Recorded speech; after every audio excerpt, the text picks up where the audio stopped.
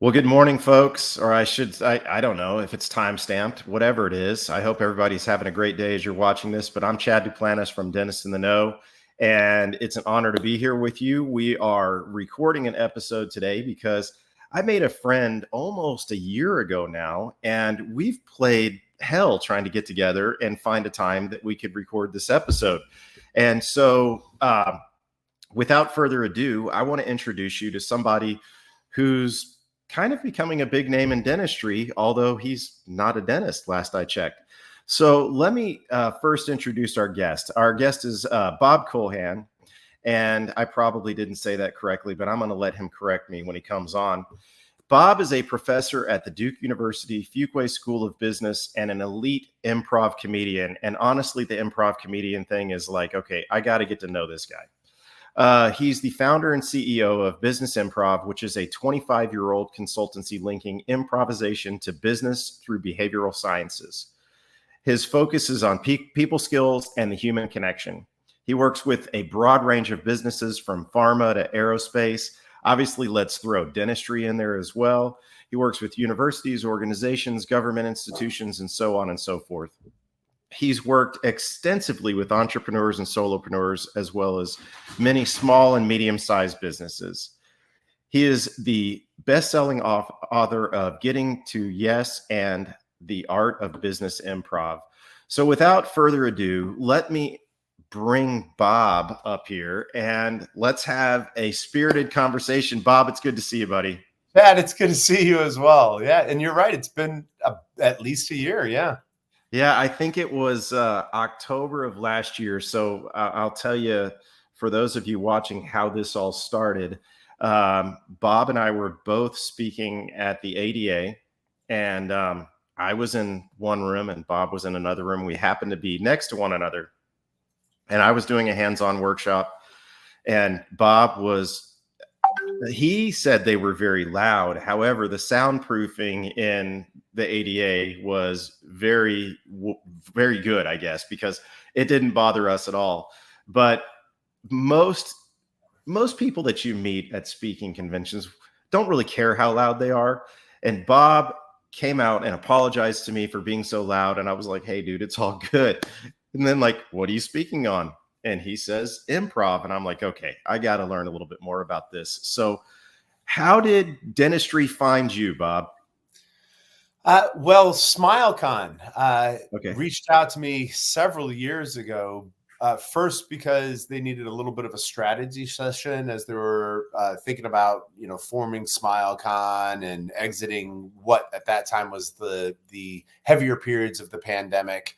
And so worked with them collaboratively, and that turned into opportunities to do virtual, and then that turned into opportunities to do in-person engagements. And then that has sort of guided me through all sorts of different conferences, including the last one that you and I were at, Hinman, which might lead to a joint presentation next year if you're still up to that one. But I would love that. I would love it. So, hey, we talk about was SmileCon that wasn't your first dental conference, was it? SmileCon was my first dental conference. Okay. As you said before, though, we've worked with a lot of different industries and a lot of different conferences. Yet that was my first one focused in the dental industry. So you got to experience the scouts and how all of that works. And I'm sure it's led to a bunch of other opportunities. But before we go too much further, everybody knows about the ADA, but real quickly, what was your impression of the Hinman, which was the next meeting that we actually spoke at together? Wildly different than SmileCon. And right. I mean this in very complimentary ways. They don't seem to really, even though they're, conferences focused on the dental industry, they don't really compete with each other. As far as I'm concerned, as an outsider, this is a pure third-person perspective here. I would say that the Hinman conference was almost white glove in nature. It was from first interactions to the end, very warm. They pride themselves on Southern hospitality, and they lived up to their names from my perspective. It was welcoming, and everyone was open, and lots of really great, honest conversations, just good down to earth people. So I really enjoyed my time at Hinman. I hope to go back. It's funny. That was my first time at the Hinman as well. But as a dentist, I've heard about it for years, and I don't think I really understood what the Hinman was. That it was a dental study club, and then they've got this great meeting. And I would have to agree with you. I loved how you said it was white glove. I mean, from start to finish. I mean, getting off the plane and having somebody there with a sign waiting for you, and then you have your own vehicle, which is a really nice vehicle that is taking you to the conference. And then, trying to explain it to another speaker. I mean, from the moment that you exit that vehicle at the hotel, you have a host that does not leave your side until you get back on that vehicle to go back to the airport. I mean, it is truly Southern hospitality. And then it's like, well, you got to have breakfast before you speak. We got to do lunch. We got to do dinner. And man, the nightlife was pretty spectacular too. I mean, it was a great event. So I know it was an honor for me to be there, and I'm sure it was for you as well. Oh, absolutely. Absolutely. Absolutely. Great people, great event. And like I said, I hope to be invited back. So I pulled something that I kind of want to start here. I pulled something from the Hinman because, I stalked you afterwards. No, actually, I wanted to see what the topics of your lectures are. So the Thursday course is culture. How do your patients feel when they leave your office? And then baby, let me light your fire, which I'm a Doors fan, so I get it. Behaviors that affect intrinsic motivation. And then your Friday courses, tooth extraction, hire a barber, new times call for new techniques for leading through disruption, and then people quit people, snuff out burnout through intrinsic motivation. And so when I go through these, I notice that there's a theme in at least two of them of intrinsic motivation. So would you be willing to talk about that a little bit? Absolutely. So for anybody, this is probably something everyone knows, yet good to at least start with the difference between intrinsic motivation and extrinsic motivation. Extrinsic motivation is the money, the bonuses, the sexy stuff, right? This is why I'm going to go do this thing, versus intrinsic motivation, which is heart and gut and that, internal fire we have to want to do something. And so with this, we're in a number of different capacities, and we can include the culture piece, which is, how your receptionist meets and greets the FedEx worker when he, she, they are coming in. That's all part of culture. It's the desire to do something. And intrinsic motivation really comes in twofold. It's from the person who wants to light the fire. They have to be intrinsically motivated, and the fire that you want to light in other people. And then they have to at least be open to be intrinsically motivated. So what we do ultimately, whether it's the creating culture or handling conflict, handling disruption, and ultimately avoiding burnout and morale issues, is really look to put foundational blocks in place on which any dentist or dental practice or dental office can start erecting architecture for success that ultimately creates this environment in which people want to be there. They want to go the extra mile. They want to help out. And there's key tenets that you can use that get people to do that. And it's fun to watch people, even in the short periods of time that we have in these conferences, go from being skeptics of what business improvisation is to just completely on board and immersed in these techniques, because they feel it in themselves and they see it in other people as we go through experiential learning in mass. So it's never in demonstration form. It's not like, see what that person does or watch the slides. It's everybody's going through every exercise at one time. So in that capacity, we really start to move the needle on something like intrinsic motivation. I found that really interesting when I was reading through that. And, I will say that as I stepped out of my presentation, I got to kind of watch what was going on in yours and loved everything that was happening. But, I think I might have jumped the gun a little bit. Let's take a step back and let's talk about your journey through life, and your formative years and whatnot, and, what piqued your interest and how that got you to where you're at right now. Oh my goodness. How far back do you want to start? Yeah. Let's My journey in start. life. Well, I was born in Valparaiso, Indiana. Yeah. Well, there you go. Let's And start with 1970. comedy. How did comedy enter your life? The short answer is in high school, I followed a Billy Crystal quote really well, which is I wasn't a class clown, I was a class comedian. So it was Okay. really working on timing and situation, circumstance, things of that nature, people and trying to work that. And then it was time for the talent show. I didn't really have a talent. So what happened was like the pom pom routine would come out and do the routine, and the curtain would fall, and there'd be several minutes of just the audience staring at a curtain while the jazz band set up or whoever else was going to come out there.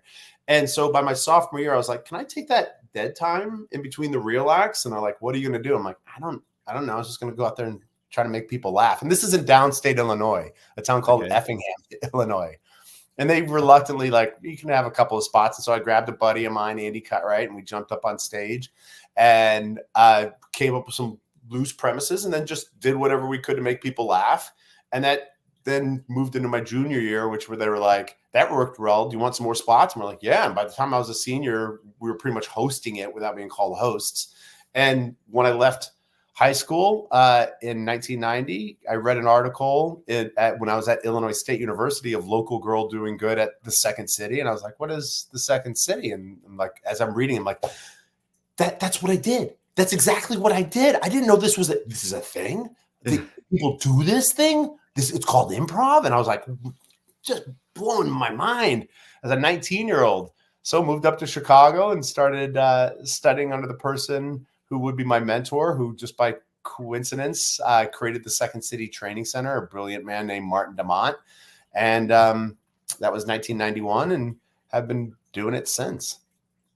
And for those of you that don't know, any budding comedian, their dream would be to A, visit Second City, and B, one day be involved with Second City to some extent. And I think it's safe to say that the vast majority of the Saturday Night Live cast from past and present had a stint at Second City. Yeah, I think you have to expand cast to everyone from writers to directors to even producers. And the answer to that is yes. And I was very fortunate in my time in Chicago that when I left Chicago, I was on the main stage of the Second City as an understudy. So first string male bench warmer. And I toured for him. I directed for him. I did all sorts of great stuff for him. I was in the training center for a long time. It's a great institution. And there's both improvisational comedy and stand-up through Second City, correct? Well, Second City is a monster institution, so they do all sorts of stuff. And and stand-up is certainly part of it. So, but improv is your thing. Improvisation is my thing. I've done countless one-man shows. I've done stand-up sets before. When I do stand-up, though, if somebody's like, Bob, you want to do 7 minutes? Like, yeah, absolutely. My stand-up set is very much like Andy Kaufman, if that name means anything to you or anyone else. That very much so. The man on the moon.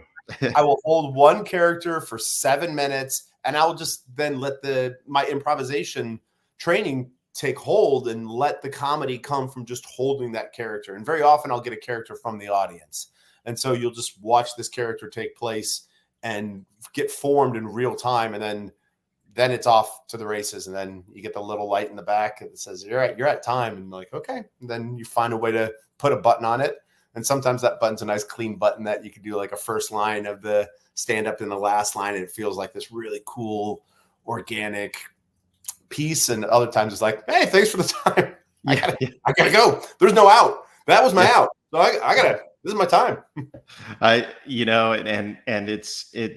Is there, when you do improv, I mean, obviously there's training and there's preparation, but it's my understanding when you do stand up, there's a lot more preparation because you have to have your material kind of ready to go and and canned. And is that correct as well? Yes. Classic stand-up is setup, payoff, setup, payoff. That's the joke structure. You think like Seinfeld, for example. And you practice that over and over and over again. You workshop stuff in front of the audience. You try new bits, and sometimes the joke works one night, and even in the very next set, an hour later, you do the same joke and it fails, and you have to workshop it. You have to tool it over and over again, which is then different than improv, because improvisation, especially when you go to where I come from, Chicago improv, it's really rooted in organic creation. You get one suggestion, pen, and you're off for 25, 30 minutes, 45 minutes, 75 minutes, 90 minutes on stage, performing organically in real time. So everything is created in real time. You're watching heightened listening, heightened adapting, heightened initiations that you make that work and don't, and you back up out of it. So failure is ever present inside of it. And improvisation, unlike stand-up, which is a solo event, is much more of an ensemble or team-based thing. That typically there's more than one person on stage improvising. And so we're working off of each other as a team, like in a dental practice. And even when you're alone, though, like I said, my stand-up sets, which I'm improvising, I use the audience as my team. So I'll do something, and then the audience responds, and then I'll react to how they respond, and they react to how I respond to them. And then together we essentially create this. And so unbeknownst to them, they act as my ensemble, even when I'm alone on stage. And that's the same with every solo improviser. I think in dentistry, you've got to be good at both. And I always joke because, you have to be good off the cuff. And, when somebody, you have to have witty responses, and I think it creates a lot of engagement and adds to that experience of the patient. But what I laugh at is when we're seeing 6, 7, 8, 9 patients a day, my jokes get a little bit stale because I have 6, 7, 8, 9 new audiences. Yeah. And I often notice that my assistant is just sitting there rolling her eyes like, dude, you've said that like 4 times today. I'm like, yeah, okay. Well, you know what? It gets a chuckle every time. So I'm going to say it 5, 6, 7, 8 more times and just make sure that it works, So how does, when you're dealing with, I'm trying to figure out how to ask or present this question, but when you're working with dental practices, let's start here. What do you feel is their driving factor to come to your courses? Or is there one? It's all going to be individualized, really, because for some, they're coming in because there's conflict inside the practice itself. There's difficult people, or there's stress. They're going through disruption. They're moving change, trying to adapt new technology, whatever it might be. And they're just looking for some new techniques to deal with this change. For others, and this is a program that I ran for SmileCon, delivering redundant messages authentically and with energy. So each one sounds real. So those jokes that you just mentioned that you'll tell to each patient over 9 times, there's little tricks that you can use from improvisation, which is essentially reading the other person. Instead of getting in your head and delivering a rote message, it's, I'm going to deliver this, and I'm going to deliver this in a different way based on what you just said. And so now I'm reusing your information to tell the same joke that I just told the time before. And then the joke will change a little bit based on that. Exactly. So, there's all sorts of techniques like that. There's also, in that same spirit of dealing with change and disruption, I've been brought in many times for just creativity. We need to find creative solutions. We want everyone to gel. We have new staff members coming in. We've never done a team building type of thing before. Culture. I've been brought in many times because there's,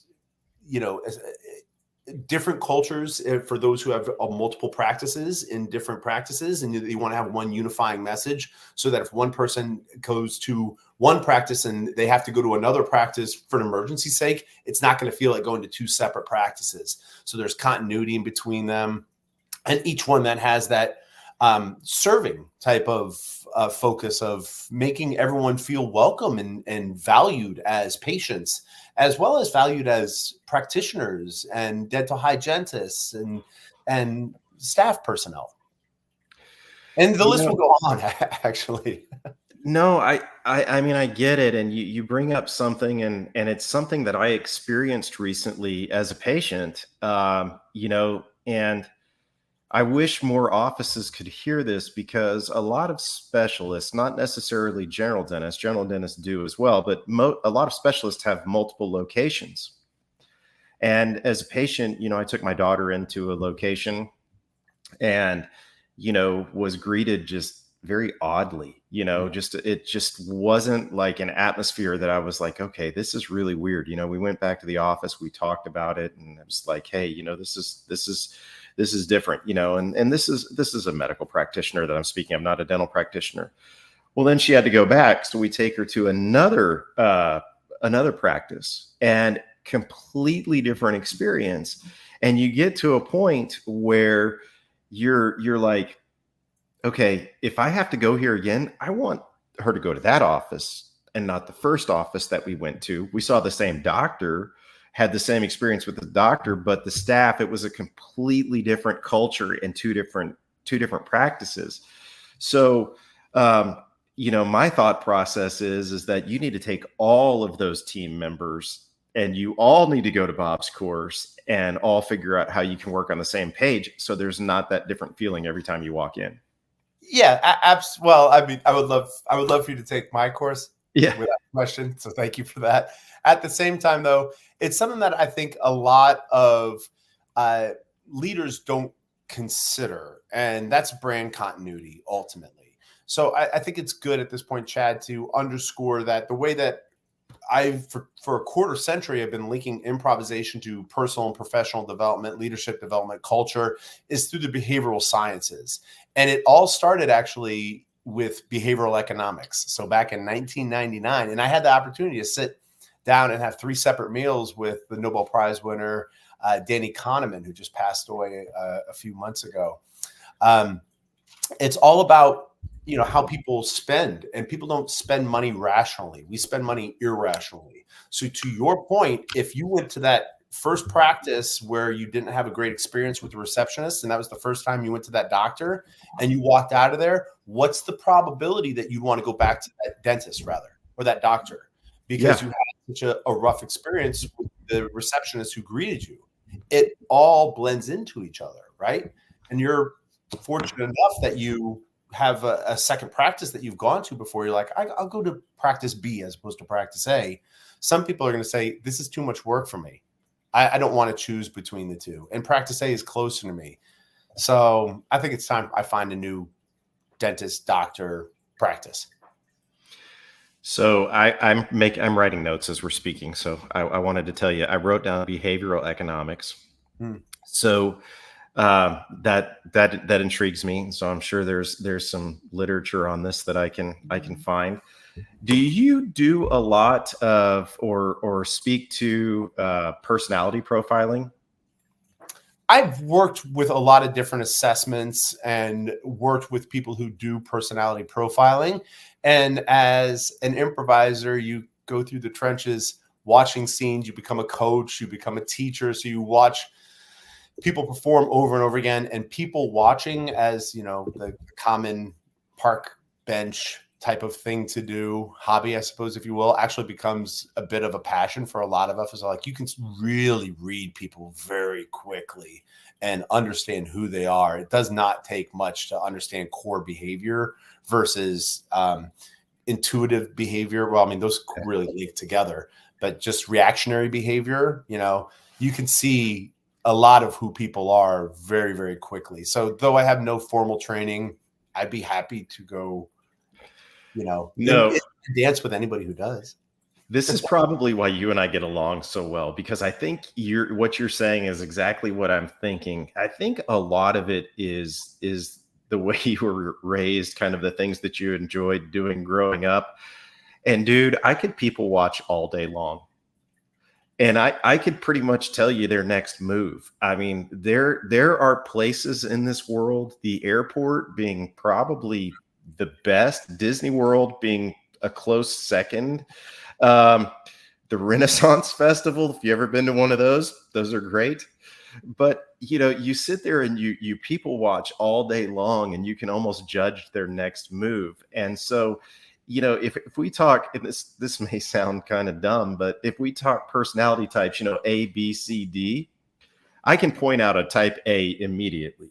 The rest of them, I don't necessarily get it, but I can still find ways to engage with those people by feeding off of those people and understanding their body motion, their mannerisms, the way that they speak, the way that they respond, and find a way to somewhat connect with those people. Now, there's people that you'll never really be able to connect with, but I think it's just an ability that I've been blessed with, to be able to connect with people on various levels, not necessarily people I'm going to hang out with afterwards or whatnot, but I can at least engage with them. So I really liked your answer when we talked about personality profiling. I'm not sure that I'm a huge fan of it. But I love how you talk about ways to connect with people as well. Yeah. And I think something that I would roll the dice to say that you're a great example of what a lot of dentists do with patients, right? Or should do anyway with patients, which is read in real time. Like, what are you really stressed about this upcoming procedure, or even talking about this procedure? You have other things going on in your mind. I think another challenge, though, is similar to family. I'd go as far as saying we're good with these external people, patients, and then we get into the practice and stop paying attention to the people who we see on a day-to-day basis most regularly. So what do you have? I know you speak on, let me read it again just to make sure. Oh, getting to yes. Do you have techniques that you work with dental teams on treatment acceptance and case presentation and whatnot? Yes, yeah, it's Getting to Yes, and I want to be careful because Getting to Yes is a brilliant book by Bill Urey. Okay. It's a negotiations book. Getting to Yes, and I apologize. Yeah, I don't want to steal his thunder, because I'm sure he's really worried about that. Yeah, yeah, he is. He called me before and said, "Make sure you say this correctly." Yeah, dumbass. Yeah. Probably gonna be hovering her outside. Yeah, on another autograph. Yeah. He he did reach out to me through somebody else when he found out the title of my book, and he's like, "Are you stealing my stuff?" I'm like, "Read my book," and it's like, "I'm improv. These are how you use these techniques. Wildly different." I hopefully tip my hat to your great title. At the same time, yes and is very different than yes, because yes is a dead end. Yes is definitive. Yes is how we're going to go, and is a continuation, and is an extension, and is movement, and is a bridge to an opposite perspective, and is the bridge to authenticity, your voice. So yes, that was actually a program I did at SmileCon, getting patients to yes and, getting patients to acceptance, using techniques like postponing judgment, being open to hear. Let's just push it off. Using also behavioral economics in something like this. Loss aversion. Losses loom larger than gains. I'm tipping my hat to Danny Kahneman here as well in the sunk cost fallacy, where if you place what you're going to lose and frame it in a different way than what you're going to gain, because a lot of people are like, well, if you do this, you're going to get this and this and this, as opposed to, well, if you don't do this, you're going to lose your teeth. Yeah. Do you want to lose your teeth? Because then we don't do the procedure. Then all of a sudden people are like, ooh, well, I don't want to lose my teeth. And that's what we start focusing on. And those losses will loom larger. Quick tip for everybody there. Yes, we absolutely work on influence factors for patients to accept new procedures. That's what a lot of dentists are struggling with. I find that case acceptance is a struggle for a lot of dentists, and there's a lot of reasons that practices struggle.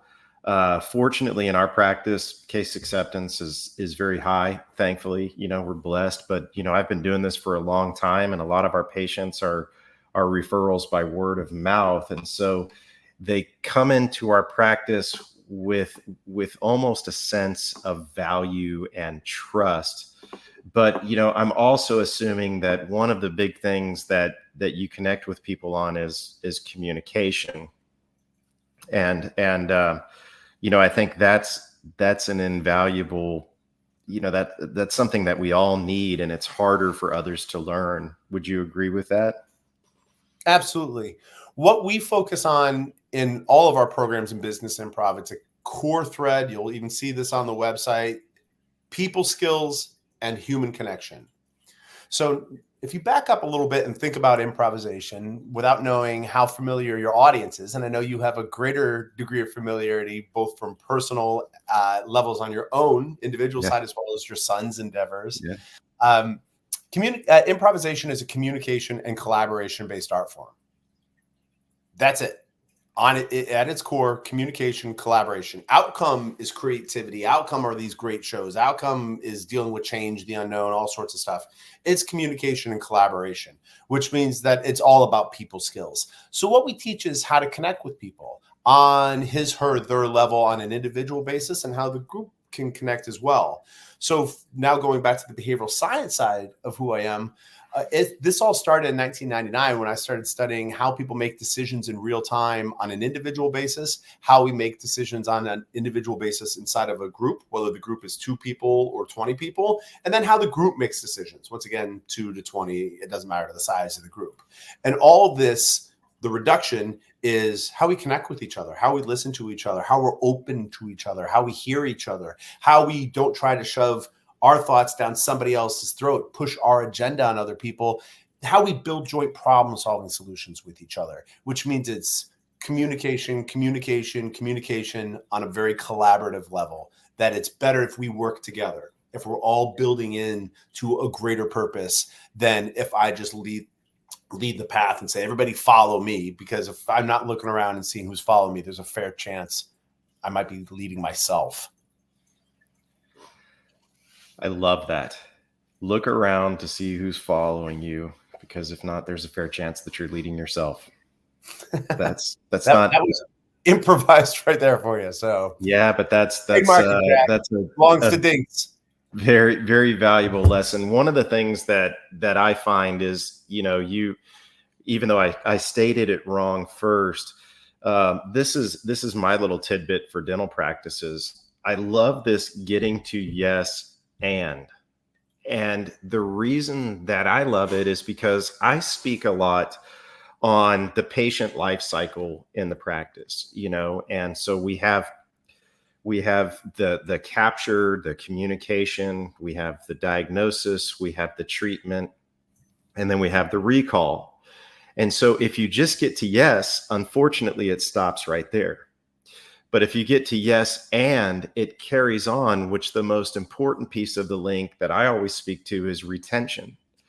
Because if we just get to yes, we may have a 1 or 2 and done in our practice, and that patient's not a patient for life. But if we get to yes, and then we keep that cycle going within our practice, and we retain patients for years to come, and that leads to referrals and whatnot. So I love the way that you set that up. And so yes, that will be a book that I will be purchasing here, because I think that's a pretty fantastic concept. So there you go. Have you been presented with any questions or struggle points within the practice, or any specific burnout that you could speak to possibly?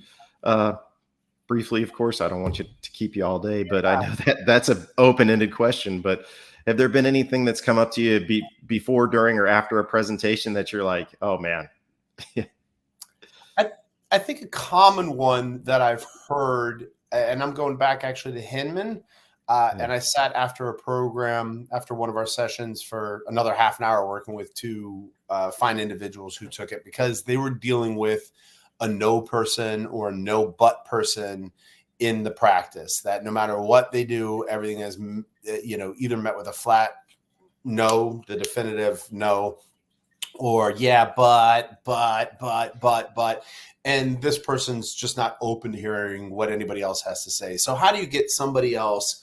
You might be that yes and person. How do you get somebody else who's more closed-minded, or always about the restrictions, or how to make it better on his or their terms? They have this like, oh, well, if you did this, it'd be better. So it has this. arrogance, that could be a know-it-all type of person. How do you get them into a collaborative state?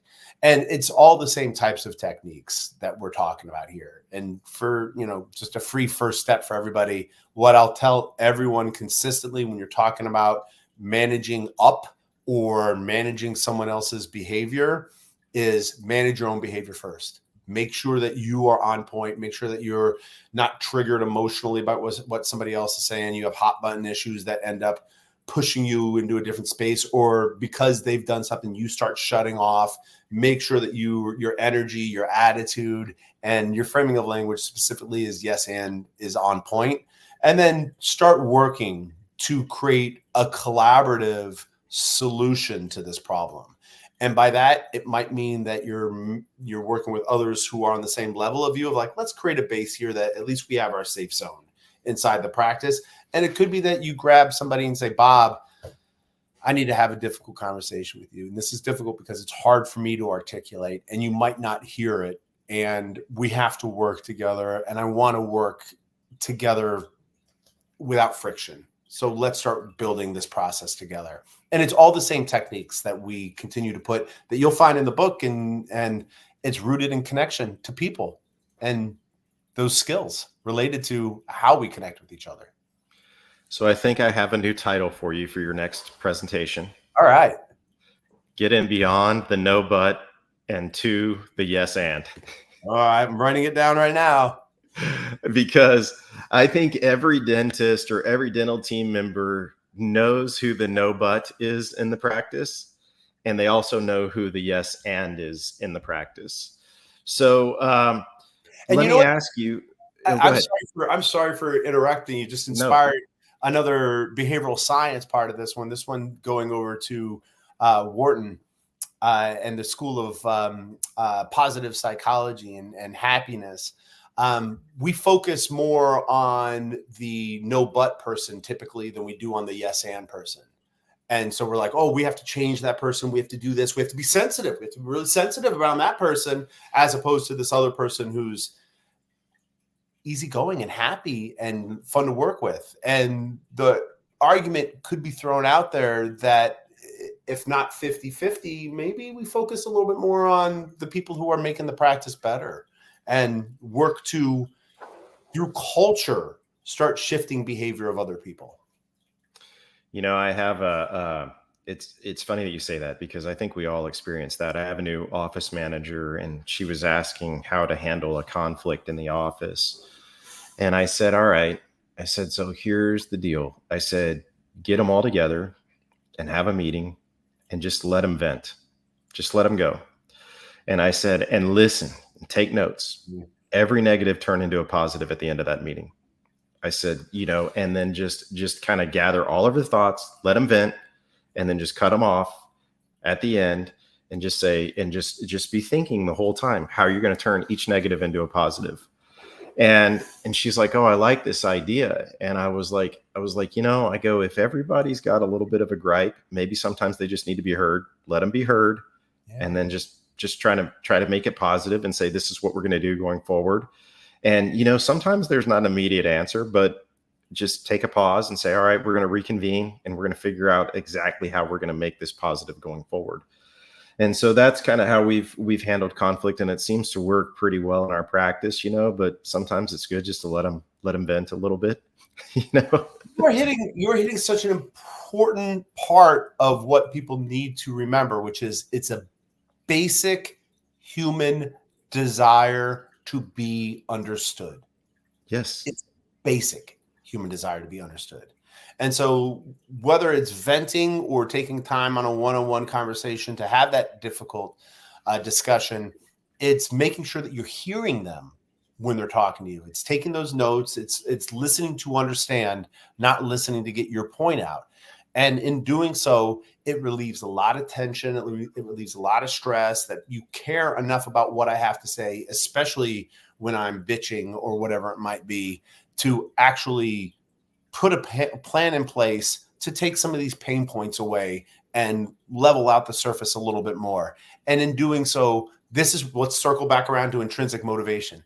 This is where some intrinsic motivation lies in wait of just like wanting to be heard, wanting to feel connected, wanting to feel understood. You know, I had been known back in the day to have kind of a hot head, and I think I could have taught myself this lesson, but it kind of transcended to my kids, and I mean, sometimes they'll just fly off the handle when something happens. And I use them as an example because I think if there's anything that I've taught them, it's listen first and develop a response rather than react. And I said, so you listen to be intentional rather than reactionary. And, it's just been such a valuable lesson. And I think that's exactly what you just said, and just probably a little bit better verbiage than I had in the past. But, everything that you've said just resonates so much with me. And I look forward to collaborating down the road. Absolutely. If you want to do something together, let's do it, man. I will be your case study. Every time we've hung out, I've really enjoyed it. And at the Hinman, when you and I were staying together, and a couple of the senior leaders of Hinman were like, both of you are rating out the charts with the program. We looked at each other like, maybe we should. That would be a blast. Let's have another meeting and discuss that in the near future. But yeah, I've never seen a combination of a dentist and an improviser, business improviser, coming together and forming something. So we might be doing a world's first. Well, I love improv, as you can see, and obviously my son's very passionate about it. Both of my kids were trained in improv growing up, and they can use it on me quite often. One does it semi-professionally and the other one just does it at home when she's talking back to me. But what I'd like to ask as we come to a close here is, A, where are you speaking next? And B, what offerings do you have that maybe a dental office that's struggling or just looking for new direction or trying to handle change, what could you offer them, and how could they find you?